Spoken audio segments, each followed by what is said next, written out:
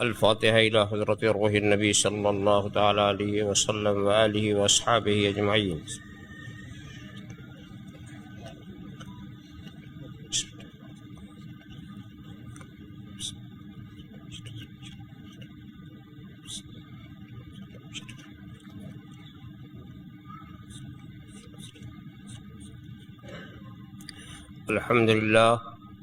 الحمد لله الذي قال في شان حبيبه الكريم عليه التحية والتسليم: إن الله وملائكته يصلون على النبي يا أيها الذين آمنوا صلوا عليه وسلموا تسليما. اللهم ربنا وسعديك، اللهم صل وسلم وبارك على سيدنا ومولانا محمد طب القلوب ودوائها وعافية الأبدان وشفائها ونور الأبصار وضيائها وآله وصحبه دائما أبدا.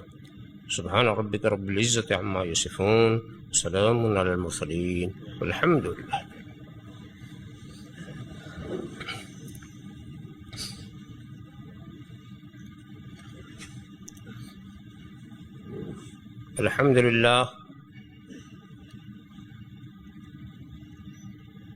الحمد لله الذي يبدع الأفلاك والأراضين،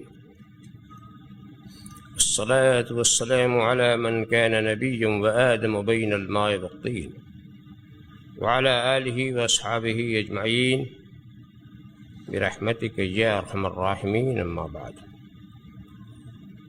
أعوذ بالله من الشيطان الرجيم. بسم الله الرحمن الرحيم.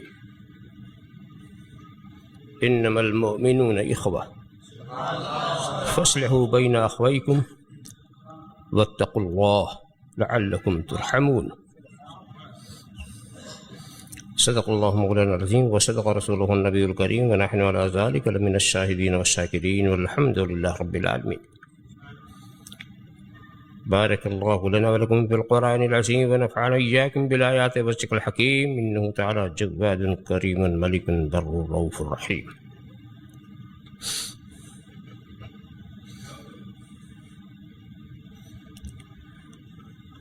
من علينا ربنا إذ بعث محمدا أيده بأيده، أيدنا بأحمد، أرسله مبشرا أرسله ممجدا، صلوا عليه دائما صلوا عليه سرمدا. اللهم صل على سيدنا مولانا محمد وعلى سيدنا مولانا محمد كما تحب وترضى أن تصلي عليه.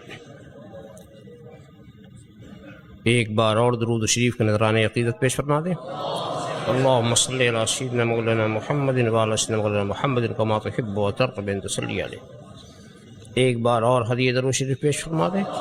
اللهم صل على سيدنا مولانا محمد وعلى سيدنا مولانا محمد كما تحب وترضى أن تصلي عليه.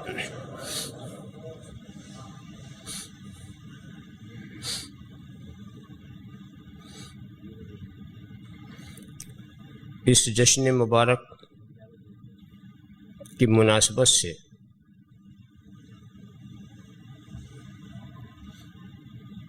کافی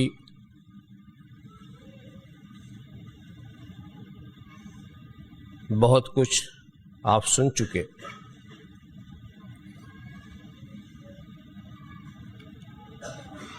اس لیے میں آپ کے سامنے کچھ ہدایت، کچھ نصیحت اور کچھ عقیدے کی باتیں بیان کر کے اپنی تقریر کو ختم کروں گا.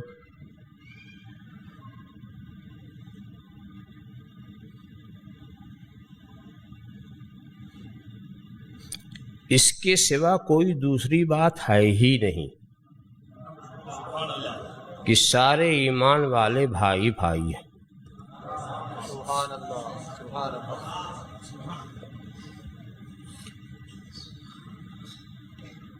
تو اپنے بھائیوں کے بیچ میں صلح کرا دو اور اللہ سے ڈرو.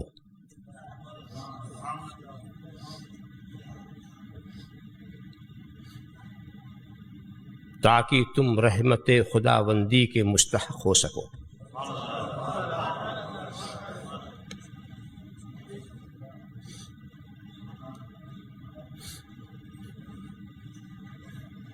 یہاں اس آیت کریمہ سے پہلے یہ بات کہی گئی تھی کہ جب مسلمانوں کی دو جماعت یا دو فرق آپس میں لڑ پڑیں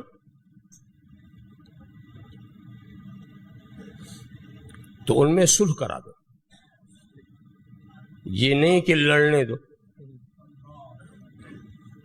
اس لیے کہ کتنا بھی تم لڑو اور کتنا بھی خون و خرابہ ہو اور صفین و جمل کی منزلوں سے بھی گزرنا پڑے، پھر بھی تم بھائی بھائی۔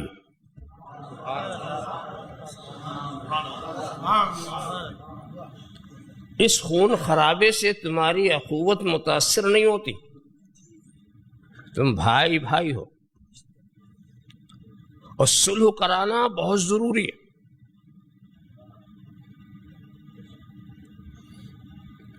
اس سلسلے سے کچھ بات کو آگے بڑھانے سے پہلے مومنین سے مراد کیا؟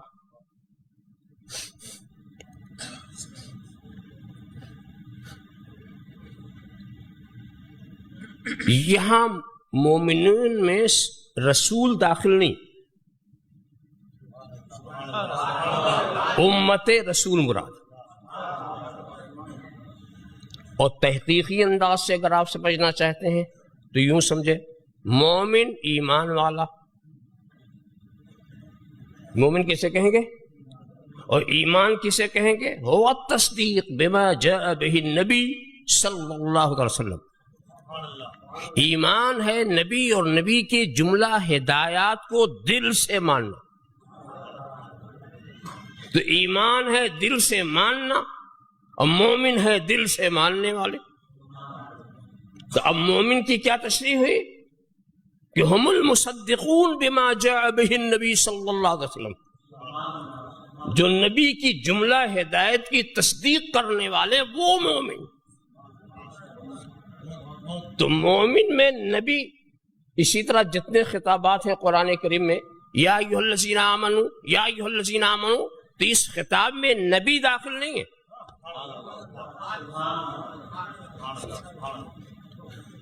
اور جہاں جہاں مومنون کا لفظ ہے وہاں نبی اس میں داخل نہیں ہے۔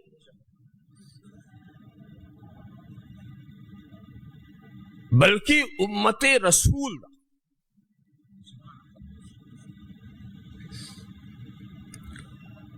تھوڑی سی وضاحت کروں کہ نبی کیوں نہیں داخل؟ نبی اس میں داخل ہو بھی نہیں سکتے۔ کیوں؟ کسی کو مومن کہہ کے بلانا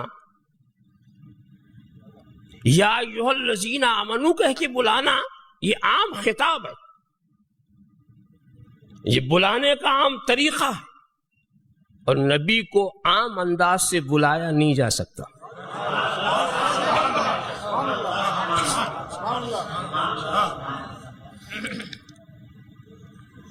وہ صفت جو نبی کے غلاموں کی ہے، اس صفت کے ذریعہ نبی کی معرفت نہیں کرائی جائے گی۔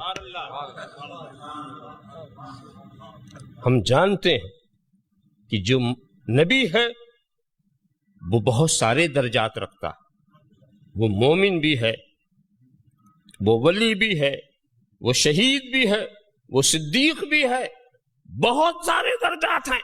مگر جب ہم نبی کا تعارف کرائیں گے تو اس میں جو سب سے بڑا درجہ ہوگا اس سے ہم اس کا تعارف کرائیں گے، نیچے والے درجے سے ہم کسی کا تعارف نہیں کرا سکتے۔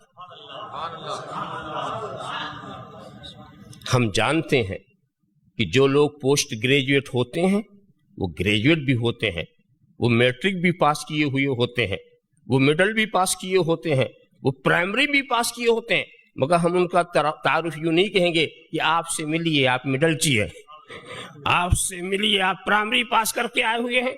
کیوں؟ جب ڈگری اوپر کی ہے تو نیچے والی ڈگری سے بات نہیں بنتی، جب ڈگری اوپر کی ہے تو نیچے والی ڈگری سے تعارف نہیں کرایا جا سکتا.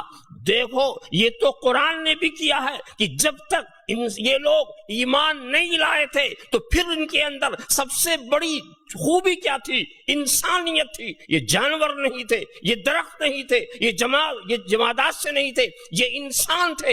ایمان لانے سے پہلے تو ان کو یہ کہہ کے بلایا گیا یا ایھا الناس. یہ نہیں کہا گیا کہ اے جمادو، اے نباتات والو، اے حیوانیت والو، اے احساس والو، یہ جوہر والو، اے جسم والو. یہ نہیں کہا گیا کیونکہ انسانیت سب سے بڑا وصف ان کے اندر تھا. تو کہا یا ایھا الناس، یا ایھا الناس، اے لوگو. اور جب اس انسان نے ایمان کی دولت پالی تو اب یہ نہیں کہا جاتا یا ایھا الناس، بلکہ یا ایھا الذین آمنوا، یا ایھا الذین آمنوا.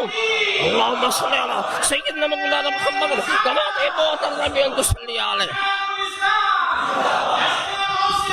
صلی اللہ علیہ نبی الامی وآلہ صلی اللہ تعالی وسلم صلاۃ و سلام علیک یا رسول اللہ. اور یہی انسان جب نبوت اور رسالت کا تاج پہن کر کے آتا ہے تو اسے یہ نہیں کہا جاتا کہ اے ایمان والے، اے ولی، اے شہید، اے صدیق. یہ نہیں کہا جاتا بلکہ یہ کہا جاتا یا ایھا النبی، یا ایھا الرسول، یا ایھا المزمل، یا ایھا المدثر، یاسین، طٰہٰ.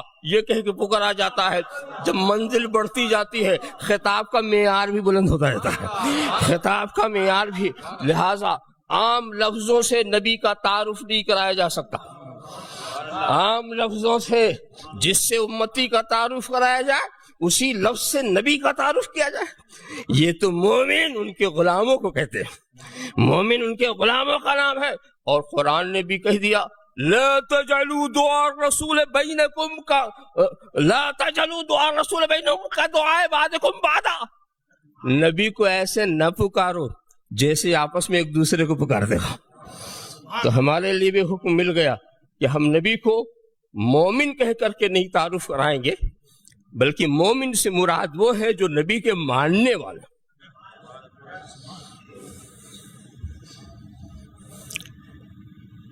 اور دوسری بات اور بھی ہے کہ یا ایھا الذین آمنوا کے خطاب کے بعد کچھ ایسے احکام بیان کیے جاتے ہیں جو نبی پہ جاری ہی نہیں ہوتے.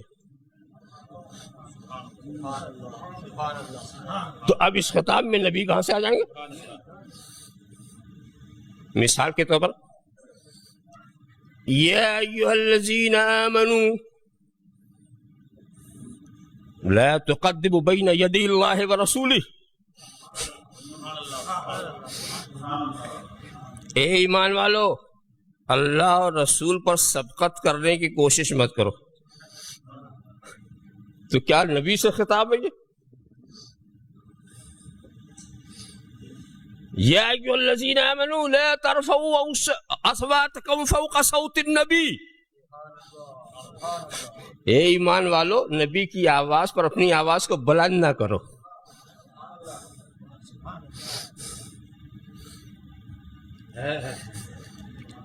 یا ایھا الذین آمنوا لا تدخلوا بیوت النبی الا ان یأذن لکم الی طعام غیر ناظرین ایہ. اے ایمان والو، بغیر اجازت نبی کے گھر میں داخل مت ہو جاؤ.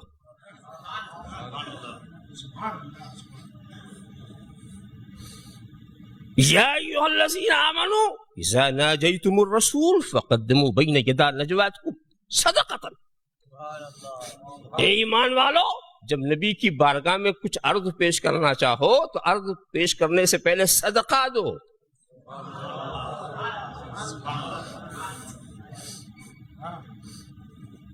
یا ایھا الذین آمنوا کتب علیکم القصاص. اے ایمان والو، تم پر قصاص فرض کر دیا گیا. قصاص فرض. کسی نے کسی کو ظلماً قتل کر دیا یا کچھ کیا تو قصاص ہوگا. قصاص فرض کیا. قصاص کیا ہوتا ہے؟ ظلم. ظلم کیا ہے؟ گناہ. اور نبی ہوتا ہے معصوم.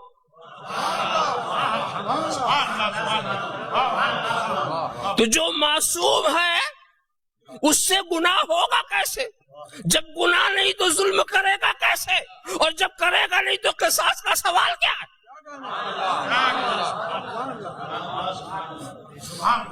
آپ دیکھتے جائیں کہ جن احکام کا ذکر ہو رہا ہے اس وہ نبی پہ جاری ہی نہیں ہوتے. یا ایھا الذین آمنو، یا ایھا الذین آمنو. اور دوسری بات یہ ہے، رہ گیا نماز روزہ. ارے بھی ہم تو کہنے سے پڑھ رہے ہیں اور نبی تو نماز کے آنے سے پہلے ہی پڑھ رہے تھے. نماز آنے سے پہلے نماز کا حکم کب آیا؟ معراج کی رات. کب آیا؟ معراج کی رات. اور جب نبی معراج کی رات گئے تھے تو بیت المقدس میں نماز پڑھا کے گئے. بیت المقدس میں نماز پڑھا کے گئے اور انبیاء کو پڑھا کے گئے، امامت کر کے گئے. اور امامت وہی کرتا ہے جو حاضرین میں سب سے افضل ہو.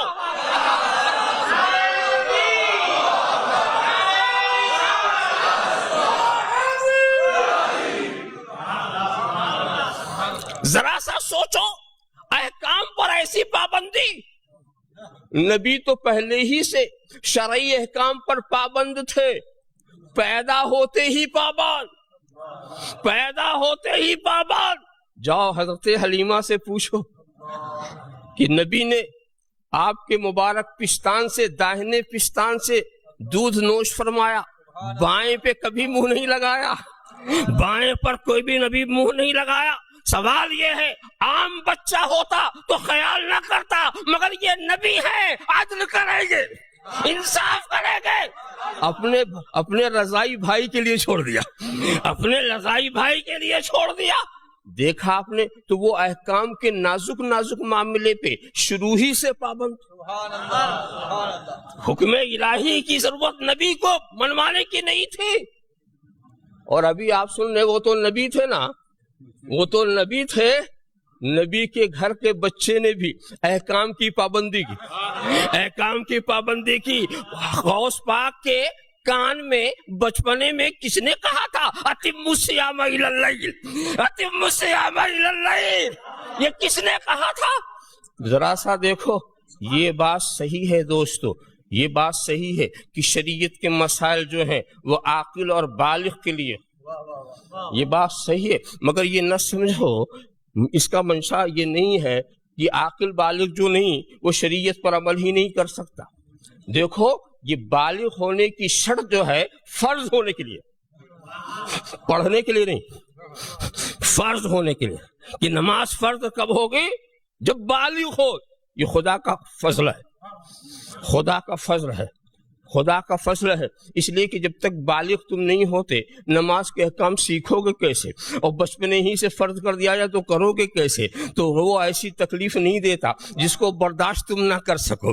برداشت نہ کر سکو تو فرض ہونے کے لیے بالغ اور عاقل. اور عقل کا تو معاملہ کچھ نہیں کہا جا سکتا کہ عقل کب سے مل جائے، عقل کب سے مل جائے. عقل کا کوئی قصہ نہیں ہے. ہم تو غوث پاک کو پیدا ہی ہوئے عقل دیکھ رہے، وہ تو عقل والے بھی نہیں، معرفت والے بھی، عقل والے ہی نہیں، معرفت والے بھی. تو کہنے کا منشا یہ ہے دوستو، جب پہلے ہی سے سرکار سب کچھ عمل کر رہے تھے تو ان کو حکم دینے کی کیا ضرورت؟ پہلے ہی سے نماز پڑھتے تھے، پہلے ہی سے. تو اب حکم ان کے لیے نہیں ہے، ان کی امتیوں کے لیے. اور پھر سرکار پر بھی یہ چیز فرض کی گئی، یہ بھی سرکار پر بھی فرض کی گئی. اس کے لیے الگ سے سرکار کو مخاطب کیا گیا. مگر یا ایھا الذین آمنو جب کہا گیا تو صرف یہ امتیوں کے لیے.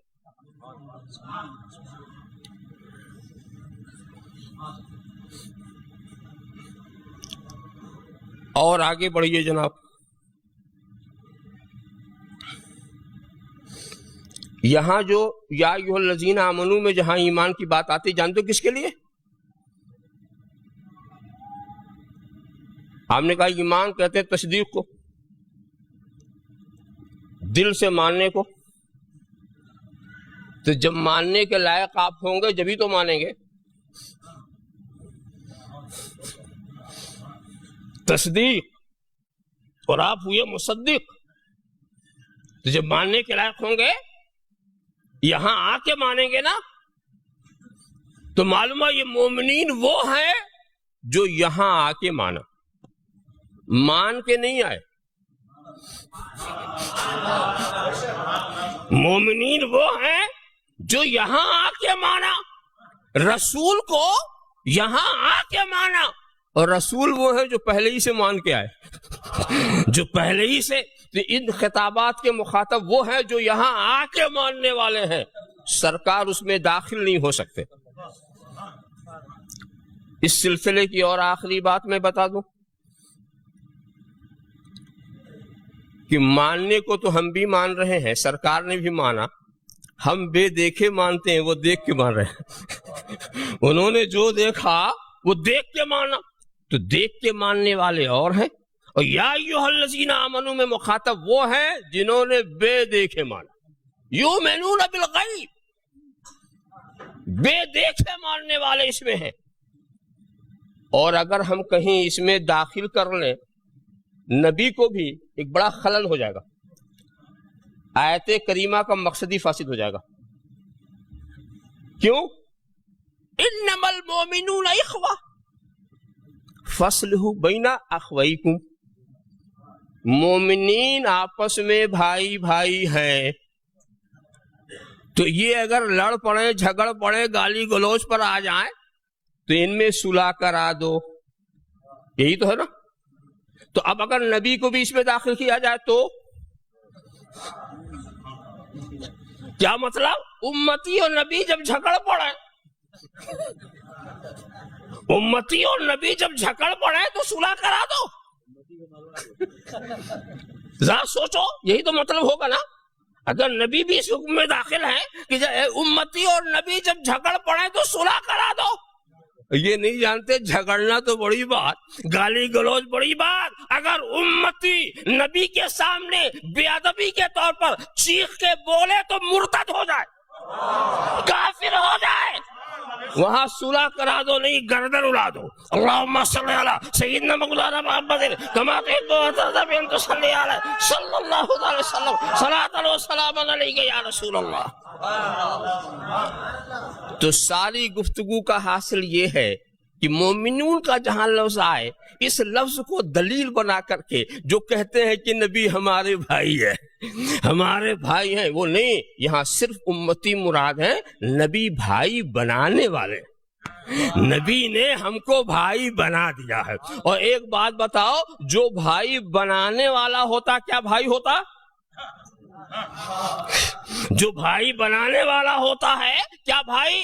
ایک بیٹا، چند بیٹے ایک باپ کے چند بیٹے، سب بھائی بھائی ہیں کہ نہیں؟ سب بھائی بھائی ہیں کہ نہیں؟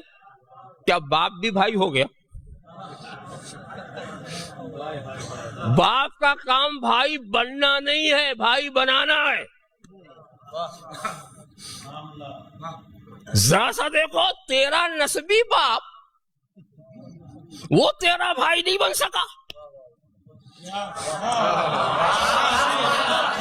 اور ساری کائنات کا رسول بھائی ہو گیا۔ ذرا سا آپ خیال کرتے رہو، تو بھائی نبی کی حیثیت روحانی ایمانی باپ کی، اور باپ کے بیٹے آپس میں سب بھائی ہوتے ہیں۔ باپ کے بیٹے مختلف قسم کے ہو سکتے ہیں، چھوٹے، بڑے، موٹے، تگڑے، لمبے، ناٹے، ہر طرح، مگر وہ سب کو بھائی بنا دیتا ہے۔ ایسے ہی نبی کی امتی بھی رنگ رنگ کے ہو سکتے ہیں، عربی، عجمی، رومی، حبشی، سب، مگر نبی آ کے سب کو بھائی بھائی بنا دیتا ہے۔ نبی کا کام واقعی اگر تم دیکھو تو بڑی مناسبت ملے گی، باپ بیٹے کے رشتے سے آپ شاید کچھ باتیں اور سمجھ سکیں۔ یاد رکھو، باپ ہوتا ہے، بیٹا بیٹی، ہر باپ اپنے بیٹے کی حیات ظاہری کا سبب ہے کہ نہیں؟ حیات ظاہری کا سبب ہے، پہلے باپ ہوتا ہے پھر بیٹا ہوتا۔ کہیں ایسا تو نہیں کہ پہلے بیٹا پھر باپ؟ اس دنیا کی ابتدا باپ سے ہوئی، پہلے باپ آیا پھر بیٹے ہوئے، تو حیات ظاہری کا سبب باپ ہے اور حیات دائمی کا سبب نبی ہے۔ اور ایک چیز اور بھی آپ سمجھ لیں کہ آپ کتنا ہی ترقی کر لیں اور کتنی ہی سندیں کیوں نہ حاصل کر لیں، اپنے باپ کے برابر نہیں ہو سکتے۔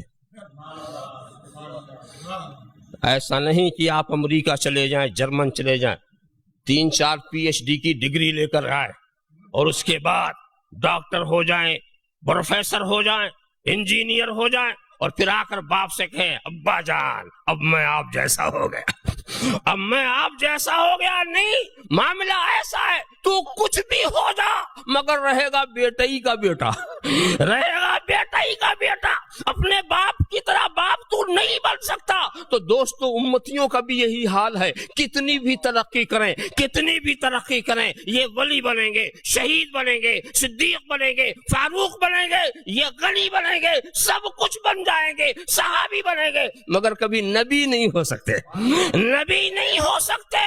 یاد رکھو، غیر نبی کتنی بھی محنت کرے نبی نہیں ہو سکتا۔ ذرا سوچے، بیٹا کتنی بھی ترقی کرے اپنا باپ نہیں بن سکتا، اپنا باپ نہیں بن سکتا۔ تو اس فرق کو بھی آپ ذہن کے اندر رکھتے جائیں۔ اور ایک بات اور بھی بڑی پیاری اس مقام کی ہے جو یاد رکھنے کے لائق ہے کہ ہمارا باپ ہی جو ہے وہ مرکز تعلقات، ہم سارے رشتے باپ کے وسیلے سے لگاتے ہیں۔ مرکز تعلقات کا مطلب کیا ہے؟ سارے تعلقات باپ کی وجہ سے۔ مثال کے طور پر، یہ میرے باپ کا بھائی ہے تو میرا چچا ہے، یہ میرے باپ کا بیٹا ہے تو میرا بھائی ہے، یہ میرے باپ کا باپ ہے تو میرا دادا ہے، یہ میرے باپ کی ماں ہے تو میری دادی ہے، یہ میرے باپ کی بہن ہے تو میری پھوپھی ہے، یہ میرے باپ کی بیٹی ہے تو میری بہن ہے۔ کہنے کا مطلب یہ ہے کہ پہلے میرا بننا ہو تو میرے باپ کے بنو، میرا بننا ہے تو میرے باپ کے بنو۔ جو میرے باپ ہی کا نہیں وہ میرا کہاں سے؟ جو میرے باپ کا نہیں وہ میرا کیسے؟ تو دوستو، نبی مرکز تعلقات ہوتا ہے، جو ہمارے نبی کا نہیں وہ ہمارا کیسے؟ وہ ہمارے نبی کا نہیں وہ ہمارا کیسے؟ اور یہ بات ہم آج نہیں کہہ رہے ہیں۔ 313 نفوس قدسیہ والے غزوہ بدر کے موقع پر جو مقابل میں کھڑے ہوئے تھے وہ مشرکین عجم کے مقابل میں نہیں تھے، وہ عیسائیوں نصرانیوں کے مقابل میں نہیں تھے، وہ جناب والا قریشی کے مقابلے میں تھا، مطلبی کے مقابلے میں تھا، باپ بیٹے کے مقابلے میں تھا، بھائی بھائی کے مقابلے میں تھا، چچا بھتیجے کے مقابلے میں تھا۔ 313 نفوس قدسیہ والوں نے اپنے ہاتھ میں تلوار لے کر دکھا دیا، اے اللہ کے رسول، آپ کا رشتہ مضبوط کرنے کے لیے ہم ہر رشتہ کاٹنے کو تیار ہیں، ہم ہر رشتہ کاٹنے کو تیار ہیں۔ اور اے اللہ کے رسول صلی اللہ علیہ وسلم، صلاۃ و سلام علیک یا رسول اللہ، اے اللہ کے رسول، جو آپ کا نہیں وہ میرا کیسے؟ جو آپ کا نہیں وہ میرا کیسے؟ اے اللہ کے رسول، حبش کا بلال آپ کا ہے تو ہمارا سردار ہے، حبش کا بلال آپ کا ہے تو ہمارا سردار ہے، اور قریش کا ابو لہب آپ کا نہیں تو میرا کیسے؟ قریش کا ابو لہب آپ کا نہیں تو میرا کیسے؟ صلی اللہ علیہ وسلم، صلاۃ و سلام علیک یا رسول، صلی اللہ علی النبی الامی وآلہ صلی اللہ علیہ وسلم، صلاۃ و سلام علیک، اللہم صلی علی سیدنا مولانا محمد وعلی سیدنا مولانا محمد کما تحب و ترضى ان تصلی علی صلی اللہ علی النبی الامی وآلہ صلی اللہ علیہ وسلم، صلاۃ و سلام علیک یا رسول اللہ۔ میرا بننا ہے تو میرے باپ کے بنو، میرا بننا ہے۔ یہی جذبہ جب تک مسلمانوں کے دلوں میں تھا وہ ترقی کر رہے تھے۔ جو رشتے کا خیال کرنے والا، یہ رشتے کا خیال ایمان نہیں کراتا، کفر کراتا ہے۔ رشتے کا خیال ایمان نہیں کراتا، گمراہی کراتی ہے، گمراہی کراتی ہے۔ اور یہ واقعہ اسی وقت ہو گیا تھا، حضرت صدیق اکبر کے صاحبزادے اس وقت غزوہ بدر میں کافروں کے ساتھ، ग़ज़वे बद्र में काफिरों के साथ थे, फिर ईमान से मुशर्रफ हुए।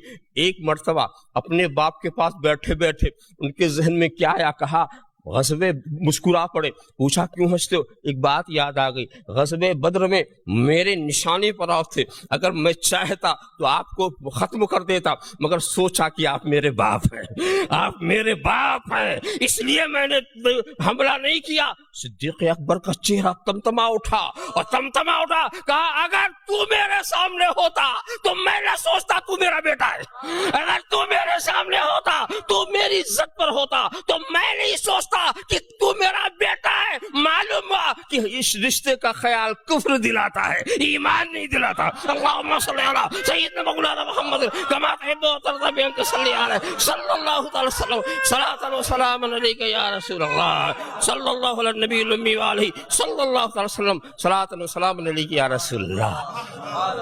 किसी दलील से नबी को अपना भाई नहीं कहा जा सकता, मुख्तसर किसी तरीके से नबी। मगर अजीब बात है, अजीब बात, हिमाकत तो देखो, नबी को भाई कहने के लिए फिजा बना रहे और एक एक बात पहले मनवाते,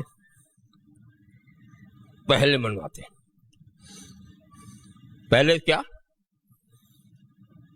सब इंसान आपस में भाई भाई। आप सोचेंगे बड़ी अच्छी बात की है, बड़ी उखुवत और मुरव्वत की फिजा हमवार की जा रही। सब इंसान आपस में भाई भाई। उसके बाद फिर इतनी बात आप मानेंगे कि भी ठीक है। उसके बाद कहा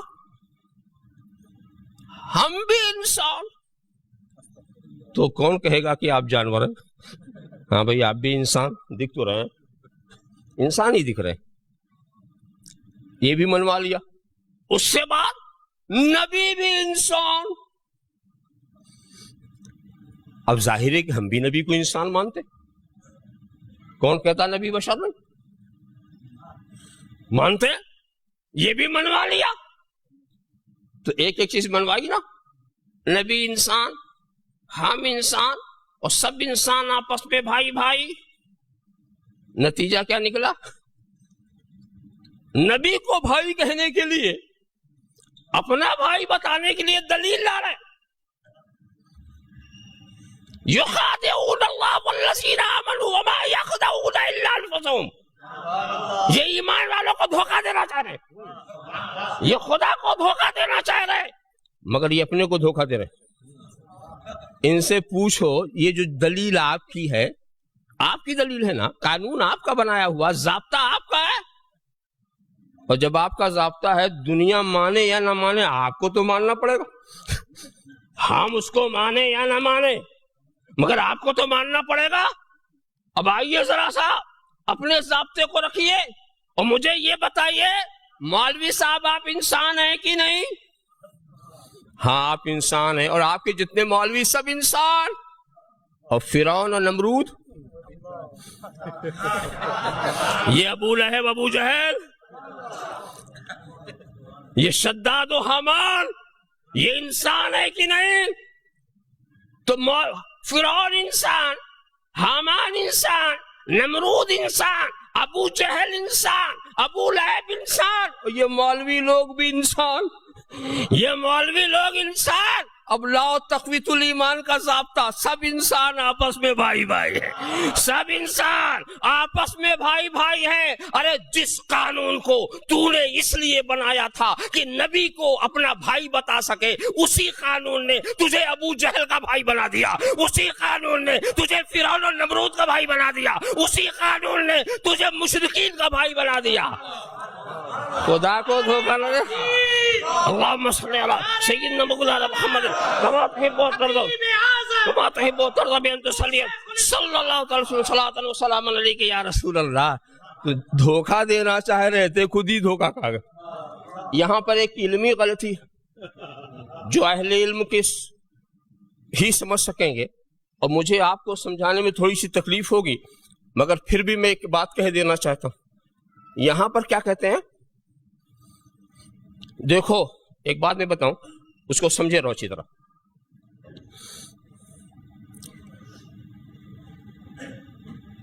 کہ انسان ہونے کے ناطے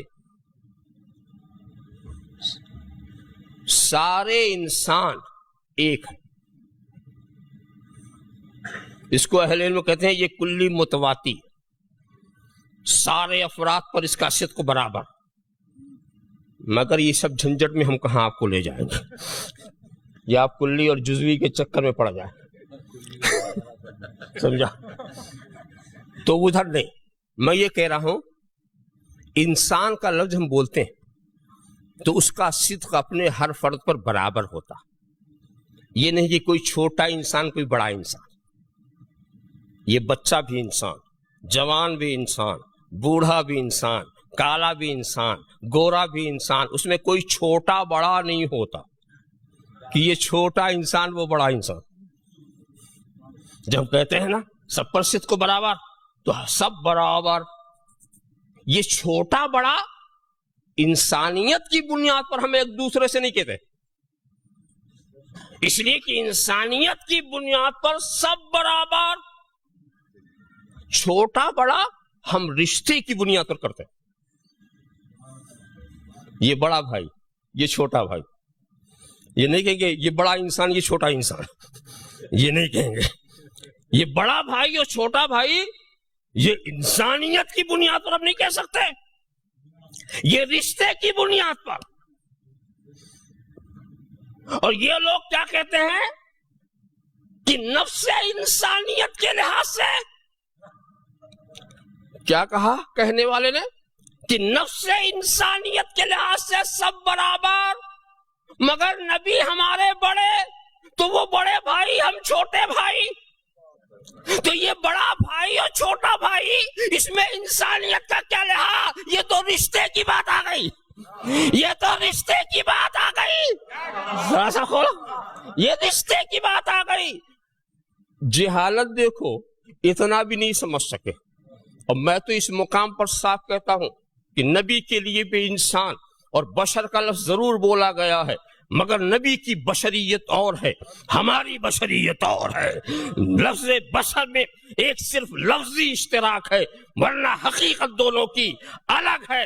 ان البشریت فی نبیہ عاریۃ و اضافیۃ لا حقیقیۃ.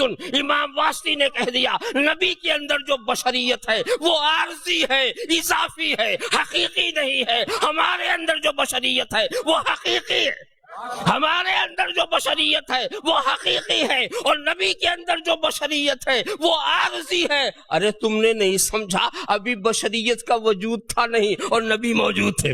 بشریت کا وجود نہیں تھا، نبی موجود تھے. اور نبی کیا تھے؟ کنت نبیم وآدم بین الروح والجسد. میں نبی تھا جو حضرت آدم روح و جسد کی منزلیں طے کر رہے تھے. میں نبی تھا.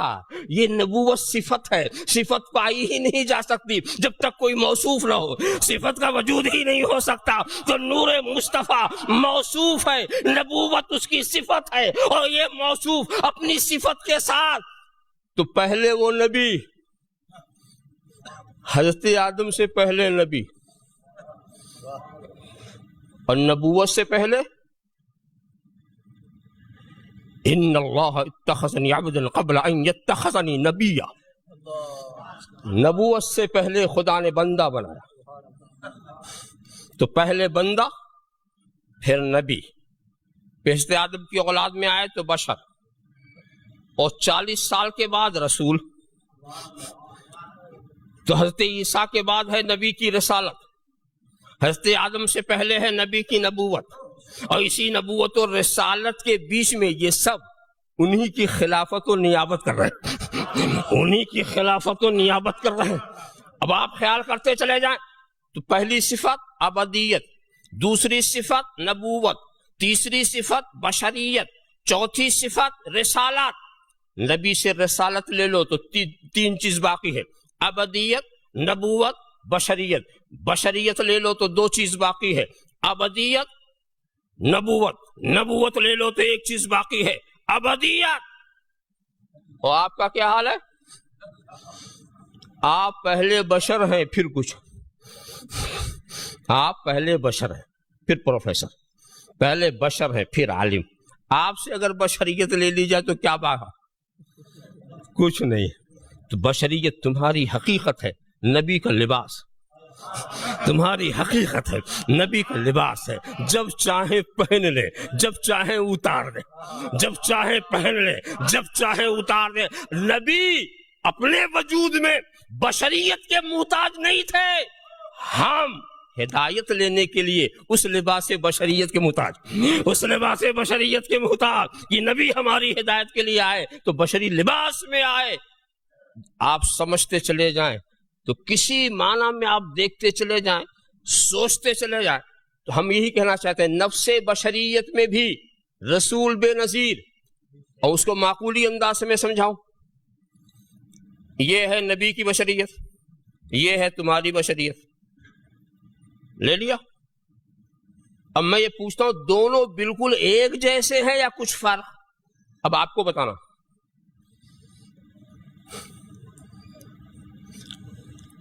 تین حال سے خالی نہیں. یا تو یہ دونوں بالکل ایک جیسے، کوئی فرق ہی نہیں، جیسی بشریت نبی کی ویسی بشریت ہماری. ایک شکل یہ. دوسری شکل یہ ہے کہ نبی کی بشریت افضل، ہماری بشریت مفضول. تیسری شکل یہ ہے کہ تمہاری بشریت افضل، نبی کی بشریت مفضول. اور کوئی چوتھی شکل بنتی؟ یا تو برابر، یا وہ افضل ہم مفضول، یا ہم افضل وہ مفضول. اب مجھے بتاؤ کہ اگر تمہاری بشریت نبی کی بشریت بالکل ایک ہے تو نبوت تمہیں کیوں نہیں ملی، انہیں کیوں ملی؟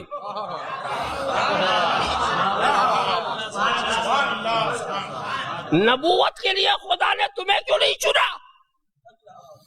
تم کو ابلیس کے کھاتے میں کیوں ڈال دیا؟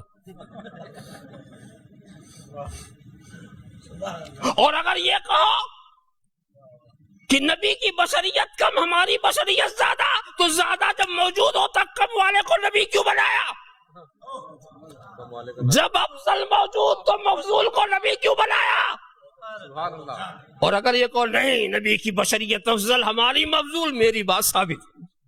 یہی میں کہنا چاہتا ہوں. اللہم صلی علی سیدنا مولانا محمد کما کہ محترم بین تصلی علیہ صلی اللہ علیہ نبی الامی والی صلی اللہ علیہ وسلم صلاۃ و سلام علیک یا رسول اللہ. مگر سرکار بڑے کریم ہیں، بہت نوازتے ہیں. اپنے کرم سے ہمیں تواضع کا درس، انکسار کا سبب نبی نہیں سکھائیں گے تو کون سکھائے گا؟ اگر سرکار خود تواضع نہ فرمائیں گے تو ہم تواضع کا سبق سیکھنے کس کے پاس جائیں گے؟ ہمیں تو سب کچھ نبی ہی کے در سے حاصل کرنا ہے. مگر لوگوں نے کچھ اور مطلب لے لیا. نبی کی اس حدیث کو سنا، اکرموا اخاکم. نبی نے کہا صحابہ سے اپنے بھائی کی تعظیم کرو، اور عکس سے اپنی ذات مراد لی. سرکار نے اپنے کو ازراہ کرم صحابہ کا بھائی قرار دیا. اور ایک حدیث اور بھی ہے کہ حضور نے صحابہ سے کہا تم میرے صحابی ہو اور میرے بھائی وہ ہیں جو میرے بعد آنے والے، میرے بھائی وہ ہیں جو میرے بعد آنے والے. تو اپنے امتیوں کو سرکار نے ازراہ کرم یہ بھائی کہا. یہ سرکار کا تواضع ہے، یہ سرکار ہمیں تواضع کا درس سکھا رہے ہیں. دیکھو ایک بادشاہ اپنی رعایا سے کہے میں تمہارا خادم، تو یہ لفظ اس کی زبان سے کتنا اچھا لگ رہا، اچھا لگ رہا کہ نہیں؟ ایک بادشاہ یہ کہے اپنی رعایا سے میں تمہارا خادم، تو اس کی زبان سے اچھا لگتا. مگر تم پلٹ کے کہہ دو کہ تو میرا خادم، تو یہ گستاخی ہوگی، یہ گستاخی ہوگی. اتنا بھی تو نہیں سمجھتا کہ بولنے والا کون ہے؟ بلکہ بعض مفسرین نے تو یہ کہا کہ سرکار کے اس طرح کے ارشادات سے متاثر کر کے اپنے قریب لانا کہ مجھ سے وحشت مت کھاؤ، آؤ میں تمہارا بھائی ہوں، میرے قریب آؤ. نبی کے قریب نہیں آؤ گے تو ہدایت کہاں سے پاؤ گے؟ اس سلسلے میں ایک واقعہ بھی بڑا سبق آموز. حضرت علی مرتضیٰ کے پاس ایک بوڑھی عورت آ گئی. کہا میرا چھوٹا سا پوتا اوپر صحن پہ چلتے چلتے کنارے تک پہنچ گیا، اندیشہ ہے کہیں گر نہ جائے. اس کو ہم مائل کرنا چاہتے نہیں آ رہا، حضور کچھ تدبیر بتائیے. کہا جس سن و سال کا وہ بچہ ہے ویسے ہی ایک بچے کو لے آؤ، ویسے ہی ایک بچے کو لے کر آؤ اور لا کر کے کنارے اس کو پکڑ کے بیٹھ جاؤ. کچھ کرنا نہیں، بچے کو پکڑ لو تاکہ یہ نہ جانے پائے ادھر. بچہ جیسا وہ بچہ ویسے یہ بھی بچہ، یہ نہ جانے پائے. تو اس بچے نے جب اپنے جیسے بچے کو دیکھا آنے لگا، اور جب قریب آیا تو پکڑ لیا. جب پکڑ لیا تو تمہارا بھی تو حال یہی تھا نا، کنتم بلا شفا حفرۃ من النار، تم بھی تو جہنم کے کنارے پہنچ گئے تھے، جہنم کے کنارے پہنچ گئے تھے. تو رسول نے تمہاری ہی شکل و صورت میں، تمہارے ہی جسم میں اپنے نبی کو خدا نے بھیجا، اور نبی نے کہا انا بشر مثلکم، انا بشر مثلکم، انا بشر مثلکم. نبی نے کہا، قوم نبی کی طرف آئی اور رسول کا ہاتھ رحمت خدا کے ہاتھ میں تھا، رسول کا ہاتھ رحمت خدا کے ہاتھ میں تھا. قوم آئی اور دامن رسول سے وابستہ ہو گئی، قوم آئی دامن رسول سے وابستہ ہو گئی. تو یہاں اس کا مطلب یہ نہیں ہوتا کہ ہم ان کو اپنا بھائی کہنا شروع کر دیں، ہم ان کو اپنا جیسا سمجھنا شروع کر دیں. یہ علماء یہ فرماتے ہیں. اب آپ خیال کرتے چلے جائیے، ویسے انبیاء کے لیے بھی کہیں کہیں اخ کا لفظ آیا، وَإِلَىٰ ثَمُودَ أَخَاهُمْ صَالِحًا، ہم نے قوم سمود کے پاس ان کے اخ صالح کو بھیجا. حالانکہ وہاں یہی ہے قوم، یہ حضرت صالح اسی قوم سے تھے، ان کی طرح نہیں تھے، اسی قوم سے. نبی امتی کی طرح نہیں ہوتا، بلکہ یہ بتایا کہ ہم نے کسی اجنبی کو نہیں بھیجا کہ وہ اجنبیت محسوس کرے اور ان کی ہدایتوں سے فائدہ نہ اٹھا سکے. اس چیز کو آپ اور سمجھیں. یہ اخ جس کو کہتے ہیں، اخ یا اخت، بھائی بہن، عرب کا عجیب طریقہ تھا کہ اگر کسی ڈالی میں دو شاخیں نکل آئیں تو ایک ڈالی کی جو دو شاخیں ہوتی ہیں ان کو اخ کہہ دیتے تھے. یا ایک جنس سے دو فرد ہو، ایک شخص کے دو فرد ہو جائیں تو ان کو وہ اخ اور اخت کا لفظ، بھائی بہن کا لفظ استعمال کرتے ہیں. ہم بھی یہی کرتے ہیں، ایک ماں بہن سے ہوتے ہیں. ویسے دیکھو تو بھائیوں کی بڑی قسمیں ہو جاتی ہیں، بڑی قسمیں ہوتی ہیں. نسبی بھائی، رضائی بھائی، وطنی بھائی، کاروباری بھائی. اس طرح سے بھائیوں کی تقسیم کرتے چلے جائیے، اور کچھ تو عرفاتی بھائی بن جاتے ہیں، اور وستاد بھائی، پیر بھائی. مگر انہی بھائیوں کے ساتھ ایک بھائی ہے دینی بھائی.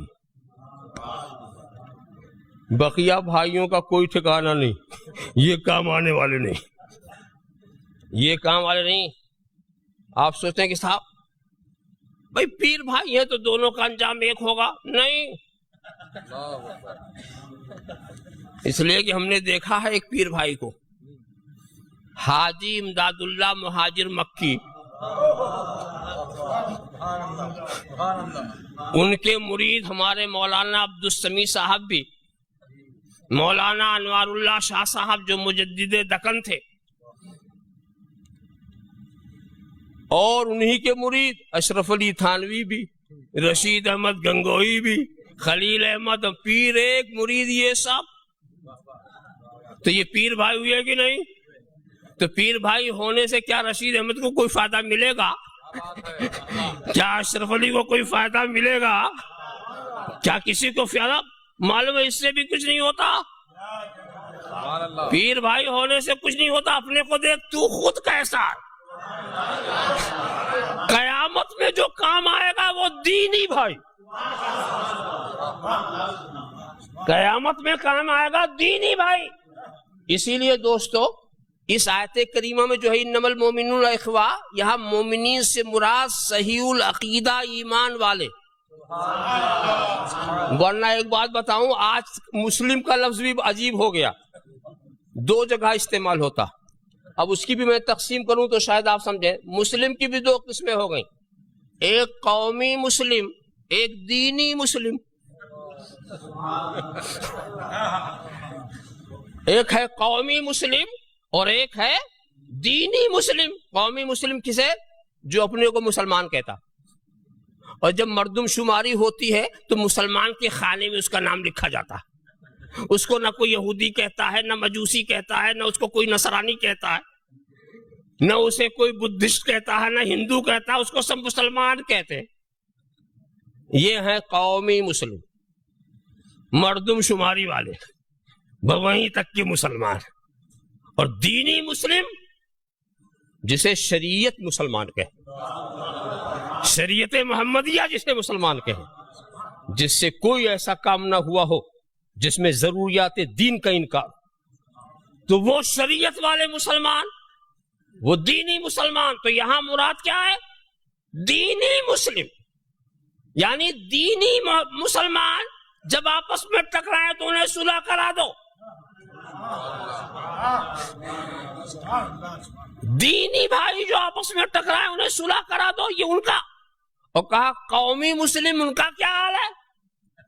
دینی کا تو یہ حال ہو گیا، یہ حکم ہو گیا. قومی کے لیے کہا، قومی کے لیے ان من ازواجکم و اولادکم عدو لکم فاحذروہم.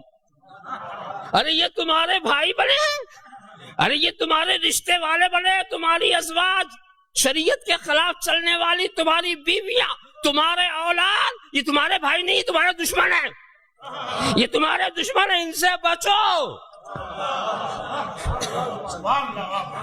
ان کو اپنے سے مت ملاؤ، نہ اپنے کو ان سے ملاؤ، ان سے بچو. ذرا سا دیکھو کیوں؟ ایاکم وایاہم لا یضلونکم ولا یفتنونکم. اپنے سے انہیں دور رکھو، ان کو اپنے سے دور رکھو، کہیں یہ تمہیں گمراہ نہ کر دے، کہیں تمہیں فتنے میں نہ ڈال دے. دیکھیے، اپنے کو ان سے دور رکھو اور ان کو اپنے سے دور رکھو. یہ کیا شکل ہے؟ اپنے کو دور رکھنے کا مطلب یہ ہے کہ آپ خود ان کے پاس نہ جاؤ، یہی ہے نا اپنے کو دور رکھنا. اور ان کو اپنے سے دور رکھو، ایسی فضا بنا دو یہ تیرے پاس نہ آئے، ایسی فضا بنا دو کہ یہ تیرے پاس نہ آئے. میں آپ کو بتا دوں، ایک مرتبہ ایسی فضا بنائی تھی ایک مرد مومن نے، آپ ہی کے علاقے میں فضا بنائی تھی ایک مرد مومن. اگر کسی کو حاجی ولی اسماعیل یاد ہو، مرنے سے پہلے وصیت کی تھی کہ میرے نماز جنازہ میں وہ شخص شریک نہ ہو جو اللہ کے رسول کو حاضر و ناظر نہ سمجھتا، جو قیام تعظیمی کا منکر ہو.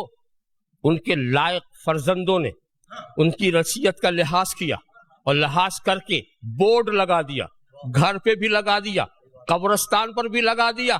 تو حاجی صاحب زندگی بھر خود بھی دور رہے اور آخر میں ایسا کیا کہ ان کو بھی قریب آنے نہیں دیا، آخر میں ایسا کیا کہ ان کو بھی قریب آنے نہیں دیا. اور اس کے بعد جناب والا جب یہ وصیت پھیلی تو آپ کے برطانیہ کے شہر شہر سے لوگ جانے لگے کہ واقعی اللہ کا نیک بندہ تھا، اس کے جنازے میں ضرور شریک ہونا چاہیے، اس کے جنازے میں ضرور شریک ہونا چاہیے. اور اس کے بعد جناب والا، اور وہ لوگ جو اس کے تو بنتے تھے مگر اس کے رسول کے نہیں بنے، ان سے تو بنتے تھے مگر ان کے رسول کے نہیں بنے. گاڑیاں لے کر آتے، بورڈ دیکھتے واپس چلے جاتے، گاڑیاں لے کر آتے، بورڈ دیکھتے واپس چلے جاتے. تو بس یہی ہے ایمان کی شان، نہ ان کے قریب ہو نہ انہیں قریب آنے دو. اللہم صلی علی سیدنا محمد کما تحب و ترضى بأن تصلي عليه صلی اللہ تعالی وسلم صلاۃ و سلام علیک یا رسول اللہ صلی اللہ علی النبی الامی وآلہ صلی اللہ تعالی وسلم صلاۃ و سلام علیک یا رسول اللہ. میں نے بھائیوں کی بڑی لمبی لسٹ پیش کر دی، مگر بھائی پیر نے کتنے بھائی بنائے؟ 100 200 1000 2000 لاکھ 2 لاکھ. زبردست کوئی پیر ہوا تو 1,00,000 2,00,000 چلو کروڑ تک بھائی اس نے بنا لیے. باپ نے کتنے بھائی بنائے؟ باپ نے کتنے، استاد نے کتنے بھائی بنائے؟ جتنے شاگرد. کتنے شاگرد گن لیجیے اشاروں میں، جا کر دیکھ لو رجسٹر میں کتنے بھائی بنائے. یہ جتنے بھائی بنانے والے ہیں انہوں نے اخوت کا جو دائرہ بنایا وہ محدود تھا، مگر ایک بھائی بنانے والا ایسا آیا جس نے عرب کو عجم کا بھائی بنا دیا، عرب کو عجم کا بھائی بنا دیا، ساری کائنات کو بھائی بنا دیا، ساری کائنات کو بھائی بنا دیا، اور سب کو ایک ہی نام دیا، وَسَمَّاكُمْ مُسْلِمِينَ. ارے تم کچھ بھی تھے، اب صرف مسلمان. تم پہلے کچھ بھی تھے، پہلے کیا تھے یہ مت دیکھو، اب کیا ہو. نام ایک ہی ہے. دیکھو دوستو، لکڑیاں مختلف قسم کی ہوتی ہیں کہ نہیں ہوتی ہیں، اور ہر لکڑی کی قیمت، قدر و قیمت الگ الگ ہوتی ہے، مگر سب جل جائے تو راکھ ایک ہے. اب اس پر کوئی لفظ نہیں، نہ اس راکھ کو شیشم کہیں گے، نہ اس کو برگد کہیں گے، نہ اسے آم کہیں گے، وہ اسے صرف راکھ کہیں گے، اسے صرف راکھ کہیں گے. یہ پھول جو ہے مختلف قسم کے پھول ہے نا، یہ گلاب ہے، یہ جوہی ہے، یہ بیلا ہے، یہ فلاں ہے، یہ فلاں ہے، مگر جب مکھیاں اس کا رس چوس کر کے بناتی ہیں تو صرف ایک ہی نام ہے، یہ شہد ہے، صرف ایک ہی نام ہے، یہ شہد ہے. نہ جانے تم کیا کیا تھے، مگر رسول نے ایک کر دیا. اب نہ کوئی حبشی ہے، نہ کوئی رومی ہے، نہ کوئی عربی ہے، نہ کوئی عجمی ہے، نہ کسی ملک کا خیال، نہ زبان کا خیال، نہ کلچر کا. اب سب کے سب مسلمان. مسلمان ہر ملک ماست کہ ملک خدا ماست، ہر ملک ماست کہ ملک خدا ماست. یاد رکھو اس بات کو، اشارہ کر کے گزر جاؤں. ساری دنیا اس کے صحیح وارث جو ہیں اللہ کے نیک بندے. دنیا کے وارث جو ہیں یہ اللہ کے نیک بندے ہیں، اور نیک بندوں کے سوا اگر کوئی کسی زمین پر قابض ہے تو وہ غاصب ہے. یہ ساری دنیا ہمارے رسول کی ہے، ہماری ہے، ہم اس کے حقدار ہیں. ہم حق نہ لے سکے یہ ہماری کمزوری ہے، باقی سب غاصب ہیں. اللہم صلی علی سیدنا مولانا محمد وعلی سیدنا مولانا محمد کما تحب و ترضی بان تصلی علی صلی اللہ تعالی وسلم صلاۃ و سلام علیک یا رسول اللہ. جو جس کا حق ہوتا ہے اسی کا ہوتا. سمجھا؟ یہ اچھی طرح سے سمجھ لو. ایسے ہی جیسے اس دنیا پہ لوگ غصب کیے ہیں تو ہدایت کی جو دنیا رسول نے بنائی تھی اس کے صحیح حقدار ہدایت والے. صحیح حقدار کون ہے؟ حقدار جو ہدایت والے ہیں. اب گمراہ اگر آ جائے وہاں یہ سب غاصب ہے. ہاں تو میں یہی عرض کر رہا تھا دوستو کہ سرکار نے ایسا بنایا. اور دین اور دنیا کا فرق بھی سمجھ لو دوستو. دین جہاں جہاں دین نظر آئے گا وہاں اجتماعیت، اور جہاں دنیا شروع ہوئی وہیں تفریق.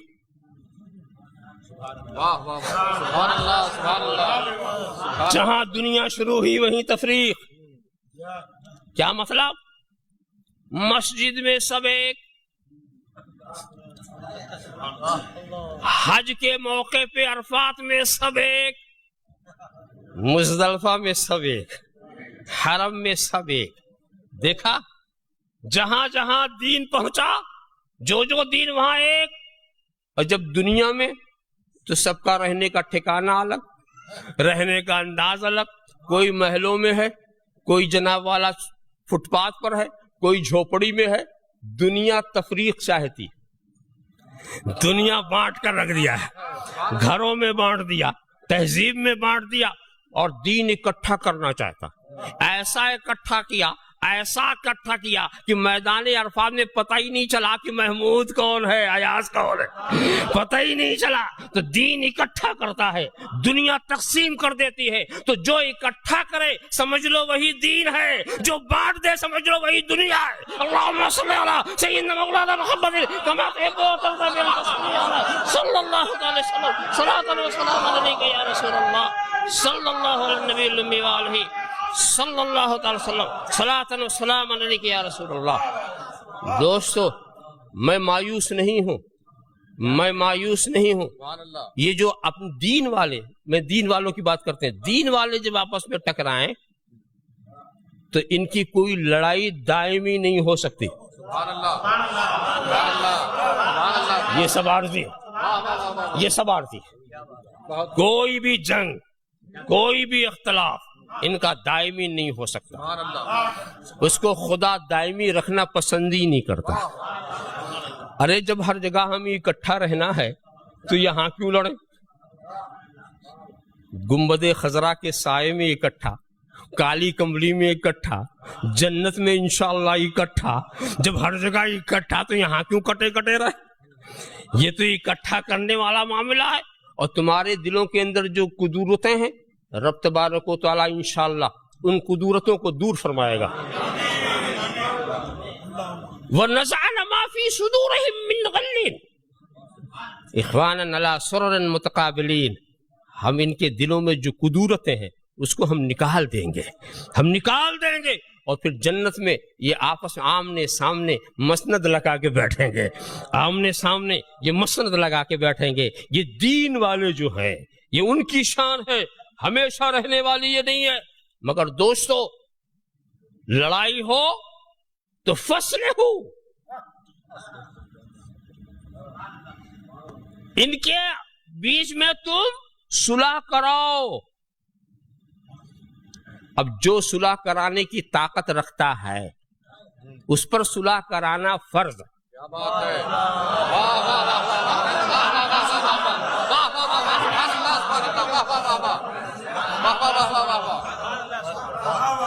فَأَصْلِحُوا بَيْنَ أَخَوَيْكُمْ،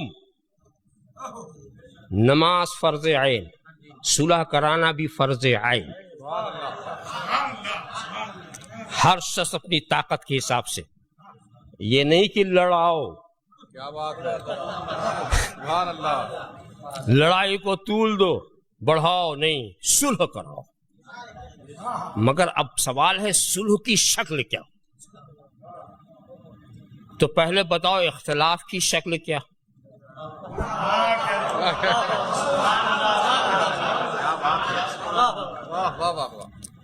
بدن میں پھوڑا ہو، ناسور ہو، اس کو کچھ نہ کہو تو اوپر سے مرہم لگانے سے کچھ نہیں، پہلے ناسور نکالو۔ صحت دینے کا مطلب یہ نہیں ہے کہ ناسور فاسد مادے اندر رہیں وہ آپ پٹی باندھ دیں، زخم پر پٹی باندھ رہے ہو یا آنکھ پہ؟ صلح کراؤ۔ اور جیسا اختلاف ہے، کیا مطلب؟ اختلاف کی نوعیت الگ الگ ہے۔ کسی سے کسی کو دینی اختلاف ہو جائے، جب دینی اختلاف یعنی کوئی دینی غلطی اس سے ہو جائے تو اب صلح کرانے کا طریقہ کیا ہے؟ صلح کرانے کا طریقہ یہ ہے کہ اسے مجبور کرو کہ وہ توبہ کرے۔ کیا بات ہے،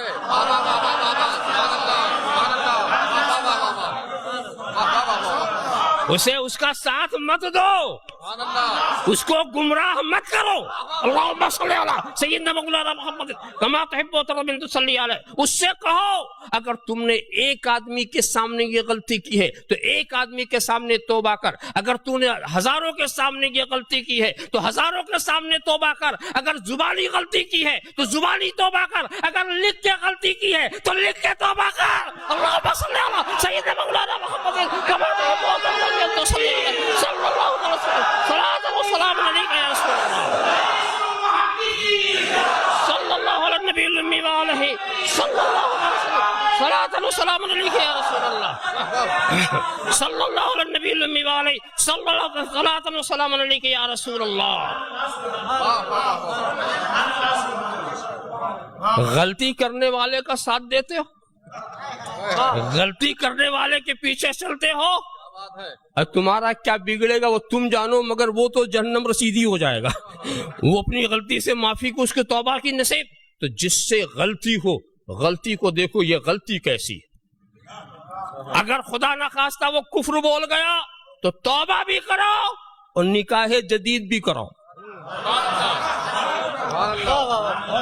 اور اگر اس کے نیچے والی بات ہے تو توبہ کراؤ، توبہ کراؤ اس سے، فَأَصْلِحُوا بَيْنَ أَخَوَيْكُمْ، صلح کراؤ، اور صلح کرانے کی طاقت ہے، جس پر توبہ واجب ہے اس سے توبہ کراؤ۔ اللہم صلی علی سیدنا مولانا محمد کما تحب و ترضی ان تصلی علیہ صلی اللہ تعالی وسلم صلاۃ و سلام علیک یا رسول اللہ۔ اللہم صلی علی سیدنا مولانا محمد وعلی سیدنا مولانا محمد کما تحب و ترضی ان تصلی علیہ۔ اور اگر کسی سے کوئی چھوٹی غلطی ہو گئی ہو، یہ تو بات بہت بڑی غلطی ہو گئی، کوئی غلطی ہو گئی ہو، یا کسی نے ظلم کیا ہو، کسی پر ظلم کیا ہو، نقصان پہنچایا ہو، اگر کسی کا جان لیا ہے تو صلح کیسے کرو؟ اس کا قصاص لو۔ ایسے صلح نہیں ہوگی جان کے بدلے میں جان، یہ نہیں کہ اللہ توبہ اللہ توبہ، اس طرح کرنے سے نہیں۔ توبہ یہی ہے کہ جان دے دو۔ مجرم کو معاف نہیں کیا جائے گا، پہلے مجرم سے توبہ کرائی جائے گی، پھر اس کے لیے دعا کی جائے گی۔ اللہم صلی علی سیدنا مولانا محمد کما تحب و ترضی ان تصلی علیہ۔ پہلے مجرم سے توبہ کرائی جائے گی۔ تم نے نہیں دیکھا کہ ایک خاتون نے چوری کی، نبی کی بارگاہ میں مسئلہ آ گیا، کچھ لوگ سفارش میں لگ گئے، سفارش میں لگ گئے، اس کا ہاتھ نہ کاٹا جائے، اس کا ہاتھ کاٹ، مگر نبی نے ایسا نہیں کیا، نبی نے رعایت نہیں کی، ہاتھ کاٹنے کا حکم دیا، جب ہاتھ کٹ گیا تو مغفرت کی دعا کی۔ پہلے توبہ کراؤ پھر دعا کرو۔ سیدنا صدیق اکبر سے منکرین زکوٰۃ سے اختلاف پیدا ہوا تو صدیق اکبر نے پہلے منکرین زکوٰۃ سے توبہ کرایا پھر صلح کیا۔ اب یہ جو بغیر توبہ کرائے لیے پھرتے ہیں،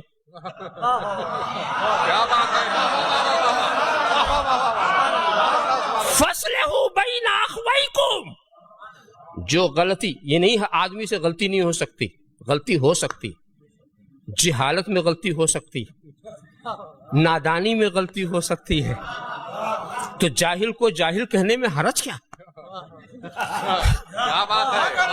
کسی چیز میں ہو سکتا، غلطی تو ہو سکتی ہے، تو اس سے غلطی ہو سکتا ہے۔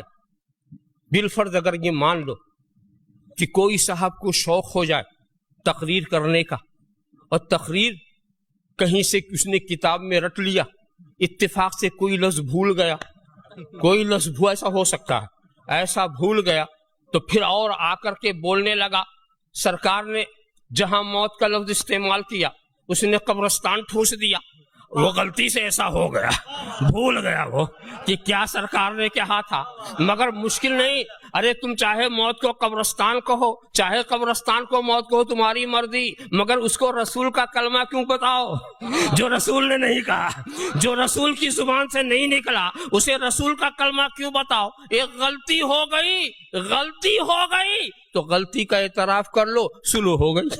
غلطی کا اعتراف، فَأَصْلِحُوا بَيْنَ أَخَوَيْكُمْ، صلح کراؤ، غلطی منواؤ۔ اللہم صلی علی سیدنا مولانا محمد کما تحب و ترضی ان تصلی علیہ صلی اللہ تعالی وسلم صلاۃ و سلام علیک یا رسول اللہ۔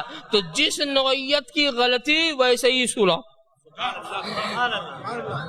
اور اگر معمولی لڑائی جھگڑا ہے، نوک جھونک ہے، گالی گلوج ہے، تو پھر ایسا کرو کہ تم صلح اس طرح کراؤ، جو ظالم ہے اس سے معافی منگواؤ، اور جو مظلوم ہے اس سے کہو معاف کر دے، جو مظلوم ہے اس سے کہو معاف کر دے، جو ظالم ہے اس سے کہو فَأَصْلِحُوا بَيْنَ أَخَوَيْكُمْ، صلح کرا دو بھائیوں میں۔